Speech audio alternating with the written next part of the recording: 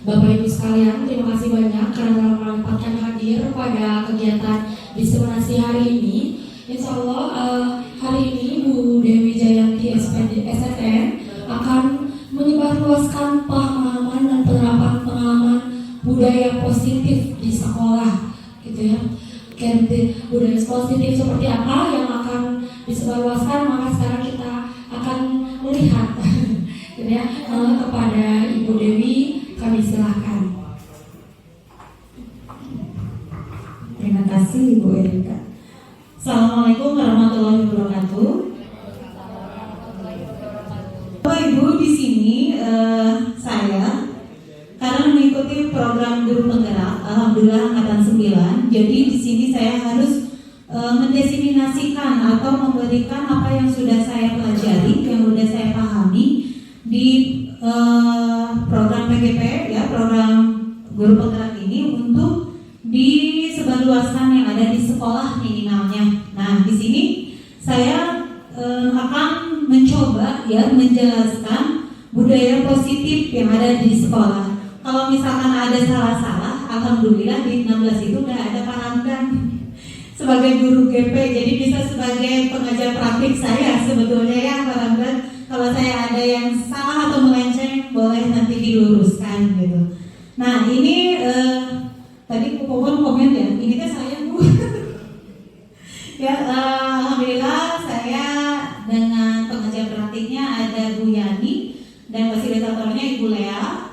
Nah di mode 1.4 ini budaya positif apa saja yang saya pelajari adalah yang pertama tentang disiplin positif dan nilai-nilai kebajikan universal.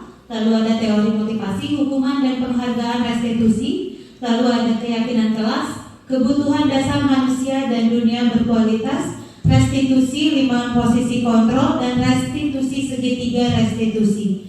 Sebetulnya kenapa sih harus didesimasikan gitu ya Bapak Ibu? Sebetulnya kalau tidak didesimasikan sebenarnya di saya sudah cukup sebetulnya. Tapi saya ingin mendesimasikan itu hari ini Bapak Ibu di sini tuh tidak hanya mendengarkan saya berbicara yang penting mah ikut aja lah gitu. Tapi setidaknya setelah mendengarkan ini ada makna di dalam pertemuan kita hari ini gitu yang bisa dipraktekkan nanti oleh Bapak Ibu di kelas ataupun lebih luasnya di sekolah, alhamdulillah ya. Nah sebetulnya disiplin positif ini apa sih gitu ya? Apakah hanya patuh taat gitu ya yang kita tahu disiplin? Nah ternyata maknanya itu bukan itu Bapak Ibu ya. Itu hanya efek dari pemahaman disiplin gitu. Nah yang pertama ini duduknya harus ada pasangannya. Kita main game dulu ya Bapak Ibu. Namanya game cobalah buka ya. Nah coba yang udah duduknya berpasangan silakan main game ya. Jadi ada A dan ada B orangnya itu ya. Si A mengepalkan tangannya ya. Si B nanti memaksa tangannya untuk dibuka si A gitu ya. Jadi anggap ibu itu kepal tangan, anggap di dalam tangan ibu itu ada sesuatu yang sangat berharga yang tidak mau ibu lepaskan ya. Kalau ibu membuka berarti ibu melepaskan yang berharga itu. Boleh yang berharga masalah misalkan uang ataupun keluarga ataupun cinta yang sangat terberat gitu tidak bisa dilepaskan ya. Pemilih mantan gitu. Itu pokoknya jangan dilepaskan. Tapi tugas rekan Anda B itu boleh dengan segala cara ya di sini untuk membuka kepalaan tangan si A. Ya. Pokoknya kumaha carana tangannya harus dibuka cek si B teh. Cek si A nggak mau gitu. Coba dipraktekkan Bapak Ibu. Mulai dari sekarang siapa yang menjadi A, siapa yang menjadi B. Boleh nanti dikelek-kelek ya, digulingkeun, dijungkirkeun, pokoknya kudu ngamuka. Pak Edwin salam sehat. Tuh sapaan. Coba itu teh ada yang benda berharga tidak mau. Pokoknya kumaha carana saya hitung 30 detik dari sekarang. Pokoknya kan di sini bebas Bu, boleh mengabdi, jangan ya mengintimidasi, memarahi, menggoda, menggelitik. Pokoknya supaya muka gitu nah. Kumaha caranya? Coba dikepalkan tangannya saya hitung sampai 20. Nanti ada yang buka apa tidak ya? Coba Bu Yani sama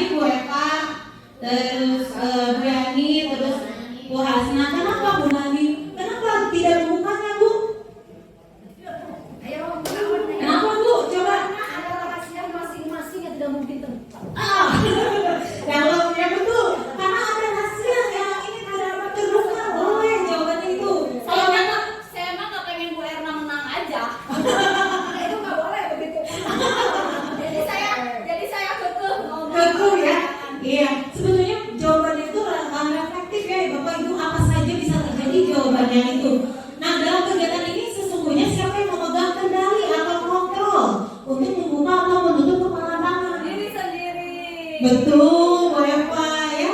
Jadi yang mengontrol kita itu bukan orang lain ya, tapi diri kita sendiri. Kita lanjut dulu sebentar ya. Jawabannya, pertanyaan pertama dan kedua bervariasi. Terus ya, tadi Bu Yani jawabannya ini, Bu Eva jawabannya ini. Ya, antara bersedia membuka dan tetap bertahan menutup kepalan tangannya. Lalu yang kedua, pertanyaan ketiga, siapakah yang sesungguhnya memegang kontrol, yang menutup kepalan tangan atau yang berusaha dengan segala cara untuk membuka kepalan rekannya? Siapa Bu yang lebih dikontrol kira-kira? Yang membuka bisa dikontrol, yang menutup bisa juga menjadi kontrol. Betul, tidak ada yang salah jawabannya ya. Jawaban tentu kita sendiri yang memegang kontrol. Tadi yang betapa, kalau yang tepatnya itu adalah Bu Eva yang bisa mengontrol adalah diri kita sendiri ya, bukan orang lain gitu. Atas kepala tangan kita, apakah kita membuka atau menutup kepala tangan kita itu bergantung pada diri kita masing-masing sesuai dengan kebutuhan dasar kita saat itu. Nah, kebutuhannya saat mungkin Bu Alam tadi ceritanya di pohon habis haus, jadi udah dibuka gitu lah. Bisa jadi begitu gitu ya. Jadi teori ini yang disebutkan teori kontrol, Bapak Ibu ya. Nih teori kontrol. Pendekatan teori kontrol itu mengajarkan kita untuk selalu bisa berpikir dan menerapkan sikap positif, sehingga akan memberikan dampak positif pula dalam jangka panjang. Sedangkan ada juga yang disebut pendekatan stimulus respon, cenderung melihat perilaku untuk menyadari bahwa seseorang itu sebagai reaksi langsung terhadap rangsangan eksternal ya. Tuh. Nah, di sini menurut Stephen R. Covey, bagaimana seseorang bisa berubah dari paradigma stimulus kepada pendekatan teori kontrol ya. Di dalam bukunya Principle Central Leadership tahun 91 mengatakan bahwa bila kita ingin membuat kemajuan perlahan, sedikit-sedikit ubahlah sikap atau perilaku Anda. Namun, bila kita ingin memperbaiki cara-cara utama kita, maka kita perlu mengubah kerangka acuan kita. Ubahlah bagaimana Anda melihat dunia, bagaimana Anda berpikir tentang manusia. Ubahlah paradigma Anda, skema pemahaman dan penjelasan aspek-aspek tertentu tentang realitas. Jadi baik buruk sesuatunya itu bagaimana diri kita mengubah pandangan kita, gitu maksudnya di sini, Bapak Ibu ya. Jadi itu buruk terus di pandangan kita, ya berarti pandangan kita yang harus dirubah paradigmanya, maksudnya gitu ya. Lalu lanjut teori kontrol ini, ada yang disebut stimulus respon tadi kan ya, ada yang disebut dengan teori kontrol. Nah, dari stimulus respon seolah-olah orang lain dapat kita kontrol, dapat kita kendalikan sehingga kita dapat merubah seseorang menjadi apa yang kita inginkan. Padahal itu tidak, Bapak Ibu ya, itu tidak bisa, sebetulnya tidak dapat kita kendalikan karena yang dapat mengontrol adalah diri kita sendiri, bukan orang lain gitu. Nah, di sini stimulus responnya itu ada realitas kita sama, padahal kita berbeda ya, Bapak Ibu. Semua orang melihat hal yang sama, padahal di dalam teori kontrol setiap orang memiliki gambaran berbeda. Jadi intinya kita itu tidak sama gitu, tapi bagaimana caranya kita bisa mengendalikan diri kita di dalam teori kontrol itu ya. Kita harus memiliki suatu pola pikir yang lebih tertata agar kita mampu berusaha memahami pandangan orang lain tentang dunia. Jadi tidak melulu tentang kita gitu, Bapak Ibu ya. Kayak kita pun harus memahami jika seseorang berbeda pandangan dengan kita, serta tidak memaksakan pandangan kita kepada orang lain. Nah, di sini ada sikap kolaboratif antar warga di sekolah gitu, maksudnya ke situ. Nah, kenapa sih disiplin itu masuknya ke teori kontrol tadi? Nah, karena makna disiplin di sini ya, kalau menurut bahasa Latin itu disiplina yang artinya belajar, Bapak Ibu. Kalau kita selama ini kita disiplin, kenapa disiplin gitu ya? Mikirnya saya dulu mikirnya disiplin itu patuh, taat, ya sesuai aturan. Ternyata maknanya itu adalah belajar. Kata disiplin juga berasal dari akar kata yang sama, disciple atau murid atau pengikut, ya. Untuk menjadi seorang murid atau pengikut, seorang harus paham betul alasan mengapa mereka mengikuti suatu aliran atau ajaran tertentu, sehingga motivasi yang terbangun adalah motivasi intrinsik bukan ekstrinsik. Disiplin juga dapat mempelajari bagaimana cara kita mengontrol diri dan bagaimana menguasai diri untuk memilih tindakan yang mengacu pada nilai-nilai yang kita hargai. Yang ketiga, maknanya disiplin diri berarti bisa bertanggung jawab terhadap apa yang dilakukan karena berdasarkan tindakan pada nilai kebajikan universal. Nah, nilai kebajikan universal ini bisa terjadi apabila kita sepakati gitu. Maksudnya nilai kebajikan universal itu adalah nilai Wahidin dilakukan bersama. Nah, ini yang disebut dengan nilai kebajikan universal. Ini makna disiplin ya. Pengertiannya jadi apa sih disiplin itu? Nah, disiplin ini tadi berhubungan dengan teori kontrol di atas. Bentuk kontrol diri, artinya itu yaitu belajar untuk mengontrol diri agar dapat mencapai suatu tujuan yang mulia mengacu pada nilai-nilai kebajikan. Jadi misalkan kayak gini, kontrol diri ya. Misalkan anak-anak misalkan pengen mengumpulkan tugas. Nah, mereka ada kontrol dirinya seperti apa? Oh, saya merasa saya perlu dengan nilai ini untuk misalkan pelajaran IPA misalkan WFH. Saya perlu pelajaran IPA, saya perlu dapat nilai ini untuk apa? Ya untuk diri saya, membantu diri saya bisa memahami pelajaran itu gitu. Jadi ada kesadaran dalam diri anak tersebut gitu. Nah, salah satunya yang nilai kebajikan yang dicapai oleh setiap anak Indonesia saat ini yang kita kenal dengan profil pelajar Pancasila gitu ya. Lalu selanjutnya ada disiplin positif. Nah, ini baru ke disiplin positif. Apa itu disiplin positif? Dari teori kontrol tadi itu mengatakan bahwa teori kontrol itu adalah kesadaran pribadi ya. Intinya itu yang bisa mengontrol diri kita itu bukan orang lain tapi kesadaran pribadi yang tugasnya nanti ke disiplin positif ini. Disiplin positif merupakan pendekatan mendidik anak untuk melakukan kontrol diri dan pembentukan kepercayaan diri sehingga murid-murid bisa menjadi orang yang mereka inginkan dan menghargai diri sendiri dengan nilai-nilai yang mereka punya. Jadi misalkan mereka menghargai bahwa menghormati orang lain itu baik gitu ya. Mereka itu ada kesadaran dalam dirinya, tidak berbuat semena-mena gitu ke orang lain. Jadi udah ada kesadaran dalam diri. Nah, guru itu fungsinya atau tujuan guru itu adalah di sini menciptakan anak-anak yang memiliki disiplin diri sehingga mereka bisa berperilaku dan mengacu pada nilai-nilai kebajikan universal dan memiliki motivasi intrinsik dan ekstrinsik gitu. Jadi anak-anak itu wajib kita tumbuhkan motivasi dalam dirinya supaya positif disiplinnya gitu, supaya disiplin positif tercapai dalam diri anak gitu. Bisa dicerna nggak? Jadi teori kontrol tadi itu menjelaskan yang bisa mengontrol diri kita, yang bisa mengontrol adalah hanya diri kita. Yang bisa mendisiplinkan kita siapa? Ya diri kita, bukan orang lain gitu. Nah, bagaimana caranya ke anak kita supaya anak kita itu menjadi memiliki disiplin diri yang asalnya dari motivasi intrinsik. Apa sih motivasi intrinsik ya? Di sini ada saya jelaskan.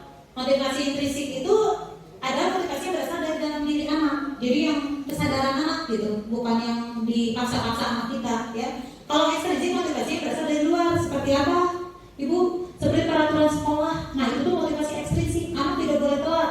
Anak harus pakai sepatu hitam. Anak harus atributnya lengkap. Nah, itu motivasi ekstrinsik karena dibentuk dari luar, bukan kesadaran anak. Anak pakai sepatu gunawan hidup. Ya, tapi udah di sekolah nggak kedah hidup. Nah, hantu birunya di sekolah aku udah gitu. Nah, itu adalah faktor ekstrinsik. Kalau ekstrinsik mana? Kenapa kamu pakai hitam? Ya, Bu, karena pakai hitam itu sebagai pelajar wajib dan menjadi rapi, tidak ada kesenjangan sosial di sekolah. Nah, itu adalah kesadaran anak. Nah, bagaimana cara kita menumbuhkan ini ke anak? Maksudnya begitu. Nah, di sini ada 3 motivasi perilaku manusia. Yang pertama, untuk menghindari ketidaknyamanan atau hukuman. Ya, tadi misalkan kenapa kamu pakai sepatu? Ya, Bu, saya takut dihukum. Nah, itu ya, jadi kebutuhannya adalah satu, menghindari ketidaknyamanan. Yang kedua, untuk mendapatkan imbalan atau penghargaan dari orang lain. Nah, contohnya yang tadi yang Buaan bilang, dan saya dikasih pakai pucuk, cina dari pokok. Nah, ini tuh kebutuhannya ini untuk mendapatkan imbalan atau penghargaan diri orang lain ya. Dan kedua ini masuknya ke dalam faktor ekstrinsik. Yang ketiga, untuk menjadi orang yang mereka inginkan. Jadi bukan karena ya tadi ya di dalam motivasinya udah ada dalam diri, jadi saya inginnya begini gitu. Saya tertidur karena saya ingin gitu, bukan karena dipaksa gitu. Maksudnya dan menghargai diri sendiri dengan nilai yang mereka percaya. Jadi saya percaya misalkan saya tuh rapi itu bukan untuk orang lain, tapi untuk saya, penampilan saya supaya jadi rapi, jadi bersih gitu. Maksudnya begitu ya Bapak Ibu. Nah, untuk untuk menerapkan disiplin positif, salah satunya kita bisa melaksanakan dengan keyakinan kelas. Misalnya Bapak Ibu sebetulnya udah melaksanakan, saya yakin keyakinan kelas itu kayak kesepakatan kelas gitu ya. Nah, keyakinan kesepakatan kelas ada kalau keyakinan kelas itu berupa pernyataannya universal. Ini langkah-langkahnya sebetulnya yang bisa dilakukan dalam kesepakatan kelas itu. Disesuaikan dengan kondisi kelas, sedikit dibuat supaya diingat dan dipahami sifatnya lebih rinci dan sebagainya. Sebenarnya ini adalah langkah-langkah keyakinan kelas. Jadi keyakinan kelas itu apa sih bedanya keyakinan kelas dan peraturan sekolah atau peraturan kelas? Ada yang tahu? Kalau keyakinan kelas itu apa sih bedanya dengan peraturan kelas atau peraturan sekolah? Hai. Keyakinan mah lebih ke keyakinan dari diri sendiri. Kalau betul. Kalau peraturan? Iya, betul ya. WFA melek berarti dia.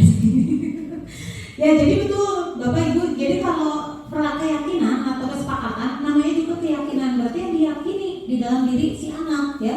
Kalau peraturan itu yang kita kasih ke anak nih, ada ini gitu. Jadi anak mau tidak mau harus melaksanakan. Nah, supaya disiplin positif itu tumbuh, baiknya Bapak Ibu ya kita melaksanakan keyakinan kelas ini. Yang kalau udah ada peraturan di sekolah kita terapkan ke kelas. Misalkan seperti apa sih keyakinan kelas? Jadi anak-anak itu diberi kesempatan untuk menulis misalkan di kertas lembar atau di papan tulis. Menurut kalian nilai apa yang baik diterapkan? Misalkan jangan membuang sampah di kelas, menghargai satu sama lain, berbagi satu sama lain. Nah, kata-katanya kan bebas itu mana. Lalu di dalam keyakinan kelas tinggal Bapak atau Ibu bikin bahasanya itu menjadi lebih positif. Nah, contohnya misalkan seperti ini ya, kembalikan barang ke tempatnya. Berarti anak itu sedang belajar di dalam keyakinan kelas yang bertanggung jawab.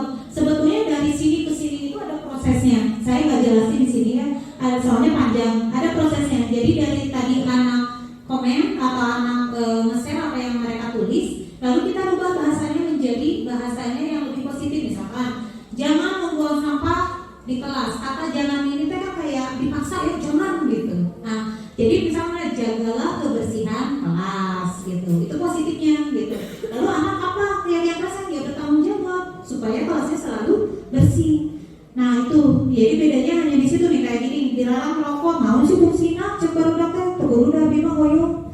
Karena mereka tidak sadar bahwa dengan dilarang merokok itu bisa menjaga kesehatan mereka. Nah, jadi lebih menyadarkan anak gitu dengan keyakinan kelas itu. Tuh apa sih kamu dilarang merokok? Supaya sehat gitu. Jadi menyadarkannya ke situ kalau keyakinan kelas. Gunakan masker ya untuk apa? Kalau COVID ya untuk keamanan dan kesehatan gitu. Jadi lebih ke anak tuh bisa memahami saat kita mencantumkan keyakinan yang ada di kelas ya. Anak tuh lebih memahami, oh iya, jadi bukan hanya sekedar dilarang sampah ya udah gitu, tapi anak tuh memahami, oh dengan dilarang merokok itu berarti buat diri kita supaya sehat, kayak gitu maksudnya. Itu yang disebut dengan keyakinan kelas. Nah, manusia juga di sini menurut Maslow ya, ada 5 kebutuhan dasar manusia yang harus dipenuhi. Ada fisiologis, ada rasa aman, sosial, penghargaan, dan aktualisasi diri. Nah, fisiologis itu kebutuhan manusia itu makan, minum, dan sebagainya. Kalau rasa aman, keamanan, ada rumah gitu ya. Jadi kalau misalkan anak belum makan, apakah bisa belajar? Nah, guru tuh harus bisa memenuhi 5 dasar ini. Minimal bukan memenuhi, tapi anak kita tahu, anak didik kita itu udah makan apa belum. Nah, itu termasuk ke dalam 5 kebutuhan dasar. Bagaimana anak bisa tumbuh motivasinya apabila gurunya juga tidak memahami muridnya gitu. Nah, dalam sosial ada relasi, ada keluarga, ada rasa kasih sayang ya satu sama lain. Jadi merasa dihargai. Di sini punten, kalau penghargaan di sini. Kalau sosial itu merasa dicintai oleh pasangan kah, oleh keluarga kah, oleh teman kah gitu. Lalu ada penghargaan, mencapai status tanggung jawab reputasi, lalu aktualisasi diri, pengembangan diri, pemenuhan ideologi dan sebagainya. Nah, kebutuhan ini kita harus ada di dalam diri manusia, baik itu gurunya ataupun muridnya. Tapi kalau pembelajaran di kurikulum Merdeka itu adalah berfokus ke murid. Jadi ada perubahan paradigma pembelajaran yang awalnya berpusat pada guru terus berceramah. Kalau sekarang enggak, jadi siswa yang terus aktif. Kita dulu ngapain tuh? Ya kita dulu menuntunnya supaya menjadi lebih aktif lagi, supaya tidak melenceng dari materi gitu. Nah, 5 kebutuhan dasar ini harus dipahami karena ini berhubungan nantinya dengan si murid ya. Kalau murid tidak merasa aman, tidak punya rumah, pasti sekolah nanti malas gitu. Tidak ada merasa dihargai dengan temannya, pasti nggak mau sekolah gitu. Nah, makanya ini harus guru itu baiknya memahami ini gitu. Lalu yang selanjutnya Restitusi. Nah, ini ibu yang paling ramai biasanya ya. Saya melaksanakannya kemarin di kelas 8. Restitusi itu apa sih? Restitusi adalah proses menciptakan kondisi bagi murid untuk memperbaiki kesalahan mereka sehingga mereka bisa kembali pada kelompok mereka dengan karakter yang lebih kuat. Itu menurut dosen tahun 2004. Restitusi juga adalah proses kolaboratif yang mengajarkan murid untuk mencari solusi untuk masalah dan membantu murid berpikir tentang orang seperti apa yang mereka inginkan dan bagaimana mereka harus memperlakukan orang lain. Itu menurut Charles Dosen 1996. Sebetulnya saya yakin Bapak Ibu itu sudah merestitusi di sekolah, cuman terang namanya restitusi gitu. Pas saya juga belajar ini begitu Bu. Apa ya restitusi? Ternyata pernah kok melakukan, cuman tidak sampai tuntas. Kalau saya gitu, mudah-mudahan Bapak Ibu udah sampai tuntas ya. Apa sih restitusi? Kita lihat sebelum ke segitiganya. Nah, di sini guru ya saat merestitusi atau saat ingin mendisiplinkan siswa itu ternyata ada posisi kontrolnya Bu ya. Saya juga sepertinya dulu hanya sebagai pengontrol aja, pemantau gitu ya, nggak sampai ke teman pengontrol, nggak sampai ke manajer gitu ya. Jadi posisi guru itu ada 5, ada penghukum, pembuat rasa bersalah, teman, pengontrol, dan manajer ya. Kalau guru yang penghukum itu yang bagaimana saat anak salah, tindakan guru itu apa? Memarahi, mengkritik, melakukan tindakan kekerasan. Kayaknya di 16 alhamdulillah, cuma di negeri Beling saya kamu negeri Beling saya di 16 kayaknya yang kayak gini ya. Lalu perkataannya bagaimana?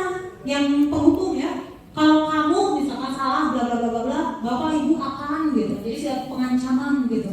Iya, menghukum gitu. Akibatnya apa yang terjadi? Murid tidak peduli dengan gurunya atau tugas sekolahnya. Saat itu mungkin takut, tapi tidak ada yang anak bisa lakukan gitu ya. Lalu pola perilakunya bagaimana? Perilaku melanggar yang berulang sesuai bentuk perlawanan. Jadi tidak ternerap gitu sih, kesadarannya tuh gak ada gitu ya. Nah, motivasi yang berkembang apa? Ekstrinsik udah pasti karena didorong oleh guru yang penghukum itu gitu ya. Itu yang penghukum. Yang kedua adalah gurunya sebagai posisi kontrolnya itu membuat merasa bersalah. Ya, tindakannya tuh mendiamkan, betul weh.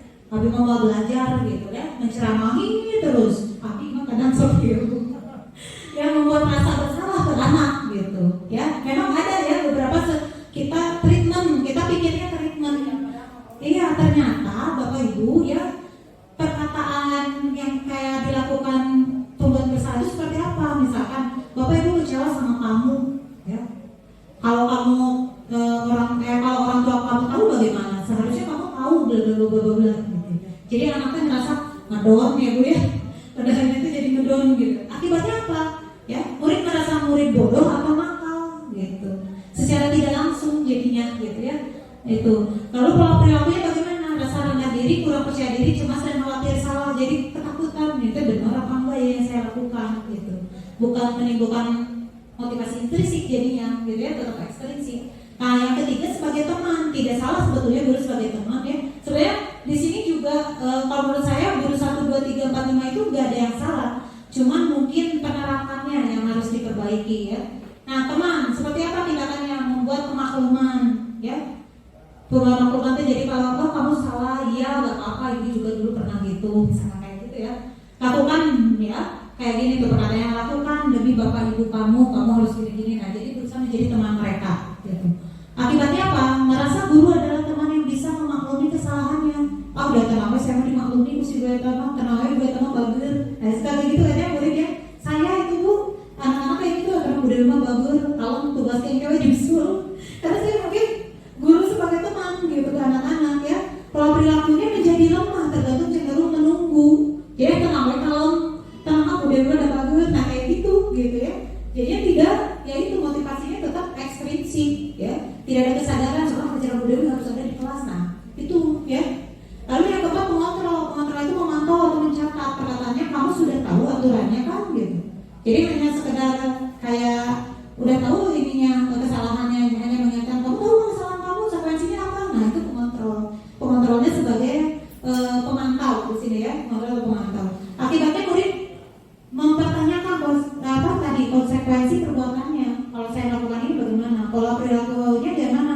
Orientasi pada ganjaran atau hadiah gitu. Kalau kamu selesai soal ini tepat waktu waktu ibu dikasihan coklat di warung Bu Popon. Nah, itu adalah posisi pengontrol ya. Sama motivasi ekstrinsi. Nah, bagusnya kita itu ada berada di manajer, cuma memang untuk melakukan ini tuh perlu waktu, Bu, perlu belajar ya. Saya apalagi di sini ibu-ibu dan bapak mungkin udah menjadi manajer ya. Di sini tidak hanya bertanya dan membuat kesepakatan. Jadi misalnya kalau anak terlambat, kamu kenapa terlambat ditaruh ya.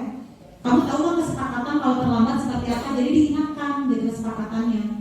Nah, perkataannya seperti ini, apa sebenarnya harapan kamu gitu ya. Jadi memposisikan diri guru itu adalah murid gitu maksudnya kalau di manajer. Jadi memahami perasaan murid dulu gitu ya. Lalu akibatnya apa yang bisa saya lakukan untuk memperbaiki pola perilakunya. Akhirnya saat kita memahami murid itu ya, dan kita berempati kalau gitu ya, berempati dengan kesalahan murid, maka disiplin dalam diri murid pun akan muncul, menyadarkan dia kalau kita menjadi berbicaranya dari hati ke hati kalau bahasa ininya. Apa misalkan kenapa kamu telat ditaruh ya, tidak langsung menghukum. Coba kamu lari akhirnya di lapangan, kita rasa kenapa telat ya, mungkin Bu saya orang tua sakit jadi tidak ada yang mengantarkan, itu bisa terjadi. Jadi dari dulu alasannya nanti diingatkan ke kesepakatan yang udah tadi dibikin di kelas ataupun di sekolah gitu. Bagusnya begitu. Nah, maka akan terjadi motivasi intrinsik. Nah, di dalam permasalahan ini ada disebut dengan segitiga restitusi. Yang pertama menstabilkan identitas, kedua validasi tindakan yang salah, lalu menanyakan keyakinan. Nah, tadi misalkan tadi ada anak yang memakai sepatu hitam, misalkan sepatu putih ke sekolah pada saat hari Senin. Ya, kalau guru penghukum kan tadi langsung, kamu kenapa pakai sepatu putih? Lari 5 kilo, misalkan atau lari di lapangan gitu kan.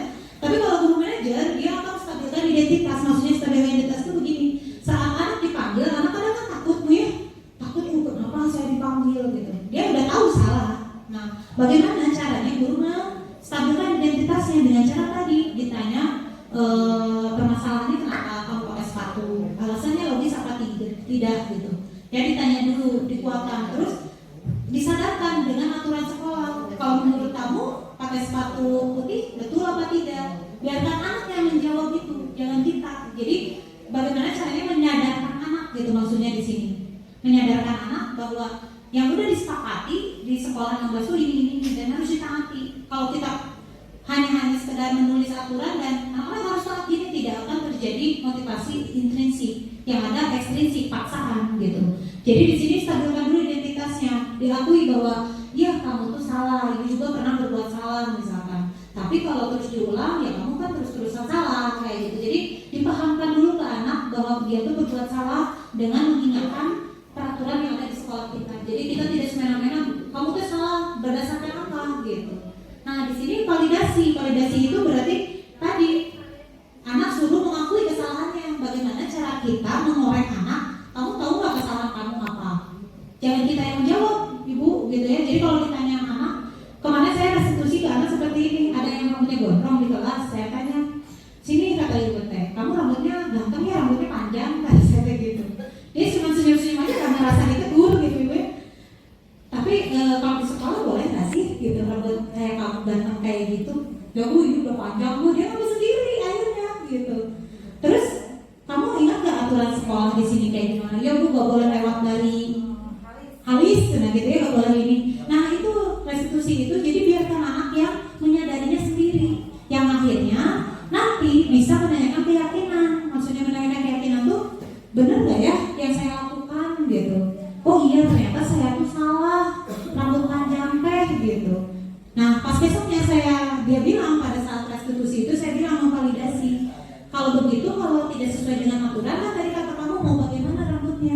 Ya bu, saya mau dipotong besok. Pas besok saya lihat, alhamdulillah ibu-ibu dipotong rambutnya. Berarti nerap bu restitusinya gitu.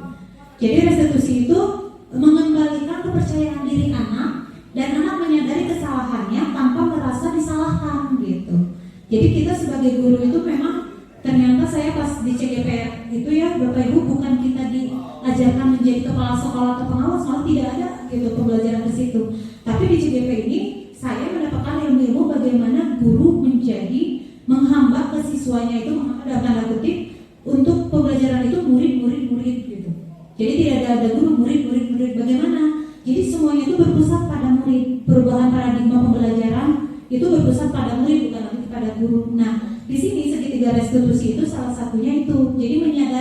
kesalahan siswa sehingga motivasi intrinsik dalam dirinya tercapai gitu, terjadi, sehingga efeknya apa? Berdampak nanti disiplin positif akan muncul di sekolah kita gitu, Bapak Ibu. Jadi tetap saat kita ada anak salah itu idealnya begitu katanya ya. Jadi saya juga masih belajar Bapak Ibu mengamalkan restitusi ini ya, masih belajar, masih ngotak-ngatik supaya anak tuh menyadari apa kesalahannya gitu. Ini segitiga restitusi. Susah.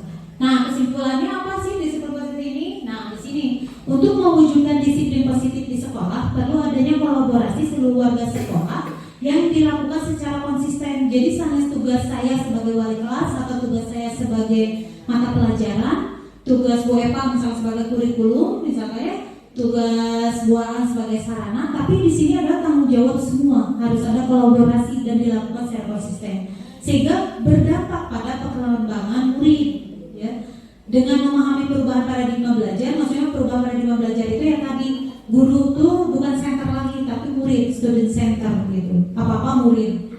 Guru diharapkan bisa menciptakan anak-anak yang memiliki disiplin diri sehingga mereka bisa berperilaku dengan mengacu pada nilai-nilai kebajikan universal dan memiliki motivasi intrinsik dan ekstrinsik. Itu jadi kesimpulannya. Ya, jadi di sini saya ulang bahwa tadi dari teori kontrol itu untuk apa? Ya, kita memahamkan bahwa untuk menjadi disiplin itu bukan karena orang lain gitu, tapi kita butuh gitu. Kita menyadari saya perlu gitu. Nah, maka akan timbul rasa disiplin di dalam diri gitu. Memang ini juga saya masih berusaha ya Bapak Ibu untuk mendisiplinkan diri saya itu memang sangat sulit. Itu godaannya dalam diri itu kuat ya. Saya termasuk yang masih belajar mendisiplinkan diri. Tapi minimalnya saat Ibu Bapak di sini kumpul bisa mengetahui bagaimana caranya budaya positif bisa terjadi di sekolah. Ya itu harus dari mana dulu? Dari diri kita berarti Bapak Ibu. Ya dari diri kita menular ke anak, lalu anak menjadi global, menjadi universal ya dengan kebajikan. Kebajikan itu apa sih gitu? Nilai kebajikan. Nilai kebajikan itu adalah aturan-aturan yang dibuat bersama. Jadi kalau membuat peraturan sekolah itu idealnya Bapak Ibu ya itu anak tuh dilibatkan ya. Menurut kamu apa sih peraturan seorang pelajar 16 itu? Wah kita nggak disuruh. Nanti kita sortir mana yang masuk ke dalam visi misi sekolah kita gitu, mana yang masuk ke dalam kurikulum KWSP kita gitu. Nah baru setelah anak tahu kesepakatannya ditempel di tiap kelas atau nanti di ruang yang depan ya biar anak baca. Saat anak melakukan kesalahan, anak kan kamu udah nuliskan begini, kamu tuh udah sepakat seperti ini, tinggal kita ingatkan gitu. Jadi tidak perlu kenapa kamu seperti ini, kenapa rambut kamu ini, karena udah dilaksanakan nama sebelumnya kita disepakati. Hal yang disepakati itu kan hal yang berarti berdasarkan kontrak kita harus melakukan gitu. Maksudnya di situ disiplin positif itu gitu. Jadi harus ada motivasi dalam diri kita gitu, Bapak Ibu. Mungkin itu hari ini yang bisa saya berikan tentang disiplin positif. Ini saya kutipan dari Bapak Kadis Pak Hikmat ya Bapak Ibu. Saat saya sedang lokakarya katanya jangan lupa zikir, mikir, dan pelesir. Pelesir. Pas pelesir pasti saya tadi sambil yang pelesir. Nah gitu. Mungkin cukup sekian dari saya tentang budaya positif. Atau mau ada yang ingin ditanyakan sebelum saya tutup, mangga? Kalau tidak ada berarti alhamdulillah udah paham, tinggal dilaksanakan ya Bapak Ibu. Nah kalau menurut saya yang paling menyenangkan di sini adalah restitusi tadi gitu. Jadi saya juga pengalaman saya itu menjadi lebih dekat, dari terbuka gitu Bu. Alhamdulillah dengan guru penggerak ini menambah wawasan, menambah silaturahmi gitu ya. Jadi betul-betul kita tuh sebagai guru tuh saya ternyata selama ini tuh saya tuh kurang tepat mengajar ke siswa gitu. Ternyata memang kurikulum mereka itu memang siswa gitu. Jadi kita mah hanya tinggal menuntun itu bagaimana? Menuntun itu kayak kalau dia jadi antara bilangnya guru itu kayak petani yang menanam padi. Kita tidak bisa merubah padi itu menjadi jagung. Kita hanya bisa membuat padi itu jadi padi. Tapi bagaimana memaksimalkan tumbuh kembangnya padi menjadi padi yang sangat berkualitas gitu. Itu maksudnya diajar dalam pelajaran sekarang ya. Merdeka belajar itu adalah di mana kemerdekaan itu dimiliki oleh setiap anak ataupun guru dengan cara apa? Mandiri tadi. Mandiri itu timbulnya dari mana? Dari disiplin positif ini. Jadi dari dalam diri kita Bu, kita disiplin positifnya gitu. Mungkin itu yang bisa saya sampaikan. Tidak ada pertanyaan, alhamdulillah. Tidak bertanya, Bapak Ibu. Mudah-mudahan pertemuan kali ini dengan saya desiminasi disiplin positif ini ada yang bermakna ya Bapak Ibu, bukan hanya sekarang Bu Dewi lagi aksi nyata CGP gitu. Nah, mudah-mudahan tidak seperti itu, tapi ada penyerapan materi yang bisa dilaksanakan ke siswa nantinya gitu. Ataupun yang jadi wali kelas itu sangat luar biasa. Ini kalau menurut saya membantu ya Bu ya. Saat udah kita sebelum misalkan hese diatur, saya restitusi gitu. Saya restitusi, saya dekatin anaknya gitu. Alhamdulillah bisa kemarin kayak rambutnya panjang itu malah menjadi cukur, besoknya menyadari bahwa oh ya saya itu salah. Ya saat restitusi anak mungkin tegang awalnya ditawas gitu, dipanggil gitu. Tapi saat udah berbicara 10 menit itu ya ketawa-ketawa gitu. Kayak kemarin yang anak-anak sholat duha, tidak ada yang sholat duha, boleh Pak anak saya hanya 10 orang, saya panggil 3 orang, kenapa kamu gak sholat duha? Malah ketawa-ketawa. Tapi pas alasannya tuh saya lagi datang bulan, kalau ini nggak, ini yang salahnya Bu ternyata tempat cuma ternyata tempat pintu. Terus saya bilang tanya lagi balik, kalau nggak ada tempat berarti harus bagaimana ya supaya kamu dapat tempat. Nah jadi pikiran-pikiran kritis anak yang biarkan anak menjawab gitu kalau restitusi itu. Jadi biar dia menyadari dalam dirinya, oh ya kalau nggak ada tempat mereka menjawabnya waktu itu, berarti itu saya harus lebih cepat ke lapangan. Nah itu kamu tahu jawabannya, gitu. Jadi menyadarkan itu. Mau nggak minggu depan misalkan terang lagi nanti nggak ada tempat ya Bu, nanti minggu depan saya mau sholat bilangnya gitu. Kayak gitu. Jadi diharapkan ada kesadaran dalam diri anak gitu. Mungkin ya Bapak Ibu. Mangga saya apa sih saya dari tutup apa pun saya. Bu Erika mana ya? Bu Erika kenapa Bu Eva ada? Cukup. Ya. Sekali lagi saya ucapkan terima kasih kepada Ibu dan Bapak yang hari ini udah meluangkan waktunya ya untuk saya mendesiminasikan budaya positif. Semoga apa yang saya hari ini sampaikan bisa bermanfaat khususnya bagi saya. Kalau ada kesalahan kata-kata atau kesalahan pengucapan atau apapun itu adalah kesalahan saya ya, kesempurnaan yang dari Allah. Semoga kita semua menjadi insan yang lebih baik lagi. Terutama saya lebih berusaha untuk menjadi menerapkan disiplin positif ini dalam diri saya gitu. Mungkin cukup sekian. Terima kasih. Wassalamualaikum warahmatullahi wabarakatuh. Alhamdulillah, sekali lagi kita tepuk tangan untuk Ibu Dewi yang telah mempresentasikan hasilnya tentang budaya positif ya Bapak Ibu. Yang mudah-mudahan dari yang tadi telah disampaikan kita bisa lebih budaya positifnya seperti ini gitu. Jadi nanti kalau di luar ada pertanyaan boleh ya Bu Dewi ya gitu, ditunggu. Terima kasih banyak juga kepada Bapak Ibu yang masih mau stay di sini gitu ya. Terima kasih banyak. Wabillahi taufiq wal hidayah. Wassalamualaikum warahmatullahi wabarakatuh.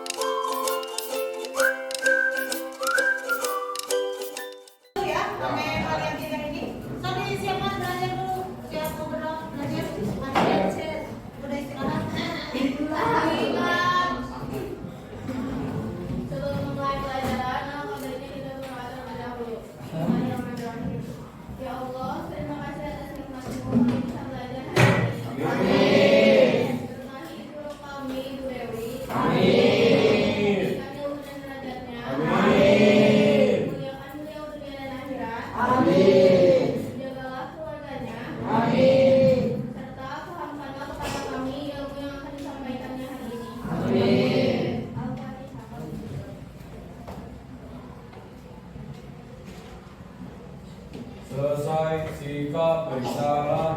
Assalamualaikum warahmatullahi wabarakatuh. Nah, sebelum pembelajaran, Ibu ingin ada keyakinan kelas untuk pembelajaran ini dulu ya. Keyakinan kelas atau keyakinan kelas? Kesepakatan pembelajaran. Nah, salah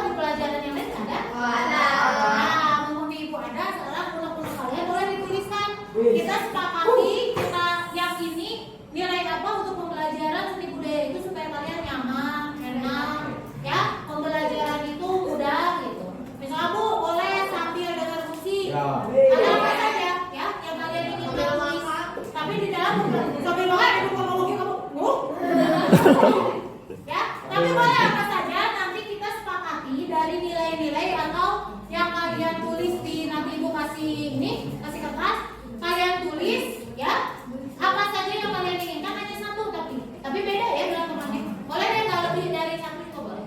Ya nanti tempel di sini di bawah tulis. Nanti kita lihat ya apa yang kalian tulis akan ibu jabarkan tulisannya. Boleh diterima apa tidak untuk pelajaran seni budaya. Karena ini pertemuan pertama kita ya.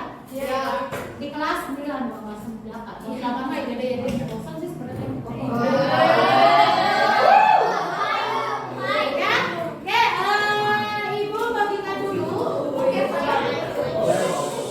Nanti kalian tulis di sini keyakinan kelas atau keinginan kamu dalam pelajaran seni budaya itu tuh dilaksanakan bersama apa saja. Ya. Kata-katanya boleh bebas. Misalkan Bu dilarang membuang sampah di kelas. Boleh.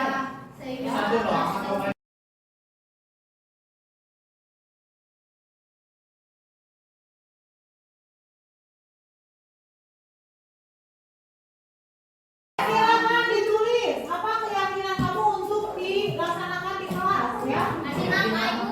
Boleh kasih nama, boleh tidak. Ya. Ada tulisan abang kan?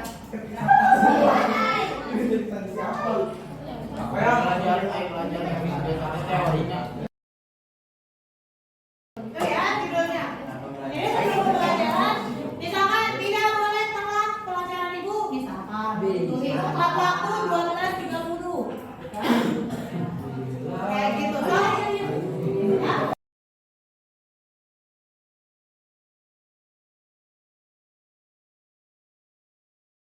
Yang sudah jangan tempel di sebelah sini ya. Sebelah sini tempel nih, kosong. Tempel. Yuk sini tempel. Nah, dah.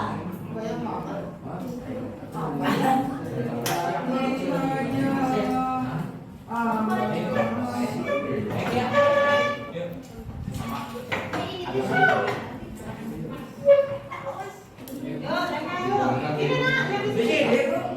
Awas yang dia. Ini nih, sini. Jadi biar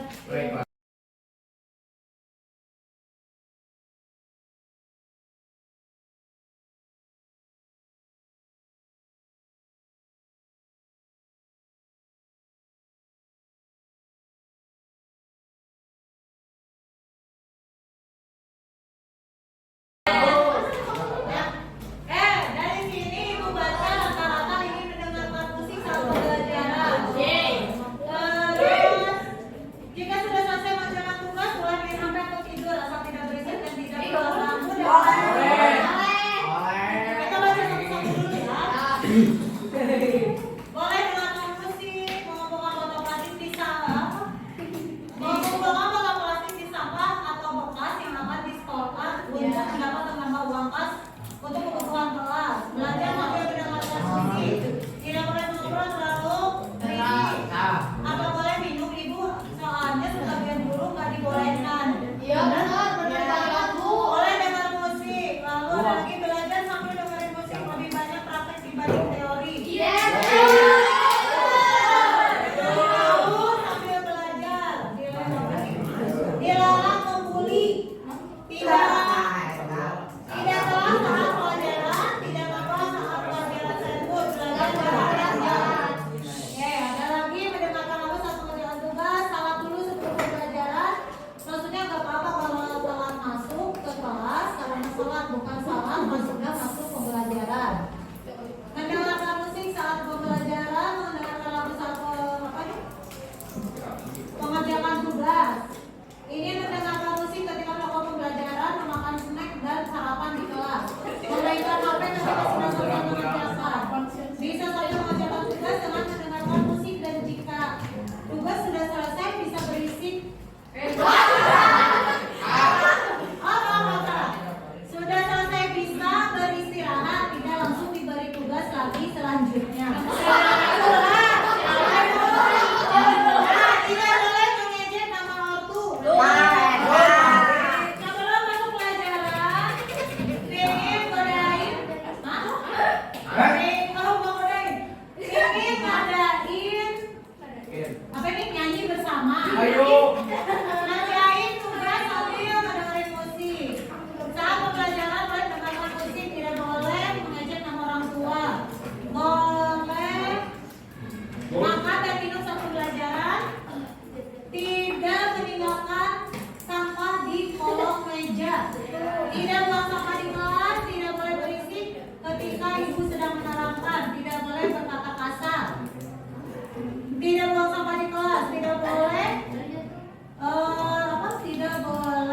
berisik saat guru menerangkan, tidak boleh berkata kasar, tidak boleh sholat saat guru mapel mau masuk. Tidak boleh sholat. Ah, tidak boleh sholat. Maksudnya tidak boleh sholat saat ada guru di kelas. Jadi pas guru masuk kamu reka keluar, maksudnya gitu. Ya gitu. Belajar sambil dengerin lagu, jangan ngalung sampah atau tisu. Nggak boleh telat masuk atau telat sholat di jam pelajaran seni budaya. Yes, kipas gak dimatiin, belajar sambil dengerin lagu, bisa request. Tidak boleh ngejek, dilarang buang sampah di kelas. Jika ada tugas kelompok ingin adanya kerjasama yang baik dan dibagi rata dengan adil. Tidak toksik sambil mendengarkan lagu, banyakin praktek daripada materi. HP tidak diambil. Belajar sambil dengerin musik, kalau sudah beres mengerjakan tugas boleh boleh apa ini? Boleh makan, maksudnya makan. Kalau bicara santai aja, jangan teriak-teriak. Banyakin praktek, tidak toksik, tidak keluar kelas saat jam kos. Jika pembelajaran berlangsung, tidak berisik, bercanda berlebihan. Boleh mengerjakan sambil dengar musik. Lebih ke praktek daripada tugas tulis. Sambil dengerin musik, ambil harus mau yang adem. Jika ada yang tidak mengerjakan tugas sampai selesai di luar kelas, belajar sambil mendengarkan lagu di kelas tidak boleh berisik dan berusaha disiplin. Dibolehkan bernyanyi, dibolehkan minum ngobrol, dibolehkan minta makan. Dibolehkan. Sambil dengar musik, sambil nge-film. Tidak ada lagu saat mengerjakan tugas, ini boleh ya.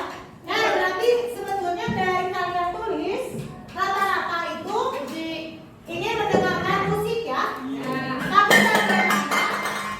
tadi mendengarkan musik, dibolehkan makan, dilarang buang sampah, tidak membuli atau mengejek nama orang tua ya. Ada apa? Terus tadi ada juga yang mengatakan sholat pada waktu jam istirahat ini gitu. Ya berarti kita simpulkan kalau misalkan harus datang ke sholat tepat waktu, tidak boleh sholat saat ada guru. Terus apa? Tadi tidak mengobrol atau tidak teriak, berarti kamu harus apa? Diam. Selain disiplin, diam, selain diam. Berarti kata-katanya apa? Tertib. Tertib. Berarti satu kesepakatannya adalah Tertib. menjaga ketertiban ya. Menjaga ketertiban Kelas. kelas ya. Saat pembelajaran seni budaya atau berlangsung. Menjaga ketertiban itu apa? Kayak tadi kamu ya. Berisik. Tidak berisik. Berapa lagi kata-katanya? Tidak membuang sampah. Oh, itu tidak ketertiban kalau sampahnya masuk tapi belum tepat. Toksik. Ya, tidak toksik, tidak berteriak-teriak, tidak buang lempar-lempar tisu tadi ada kan? Berarti jaga ketertiban. Yang kedua tadi tidak membuang sampah, berarti apa? Menjaga kebersihan. Menjaga kebersihan, ya. Menjaga kebersihan pun. Ya. Menjaga kebersihan apa? Kelas ya. Kalau mau pelajaran ibu atau pelajaran siapa, jaga kebersihannya, ya. Terus ada yang ketiga apa?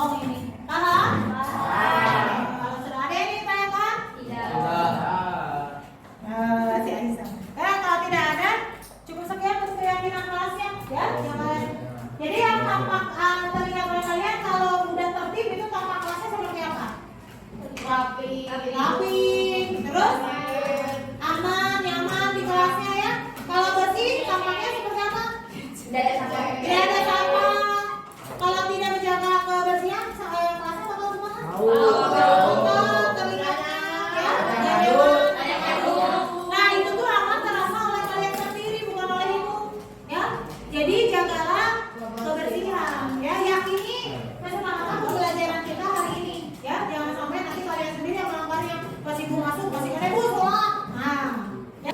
Udah cukup? Ini ya ditulis tulis di dalam buku nanti tulis ya di kertas nanti tempel kesepakatan keyakinan kehendaki tentang mata pelajaran seni budaya. Ya.